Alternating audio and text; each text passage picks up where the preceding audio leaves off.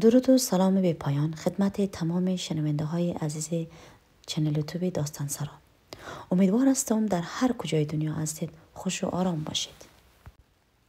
شنونده های عزیز چنل یوتیوب داستان سرا، هدف از ساختن چنل داستان سرا به نشر سپردن داستان های واقعی که بالای دختر خانم های عزیزم در سر تا سر دنیا تجربه می شود به دست نشر سپرده می شود. امیدوار هستم تا آخر شنونده باشید.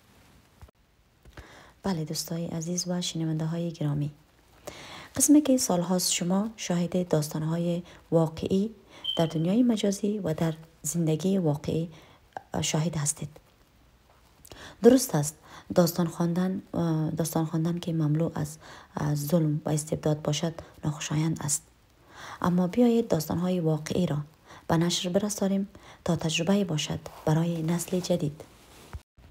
شنونده های عزیز، داستانهایی را که در مد نظر گرفتیم مملو از مشکلات خانوادگی، مشکلات اقتصادی، مشکلات فرهنگی و ظلم و استبدادی که سالهاست بالای خانمها و دخترهای جوان در کشور تجربه می شود را مورد مطالعه خواهم قرار گرفت.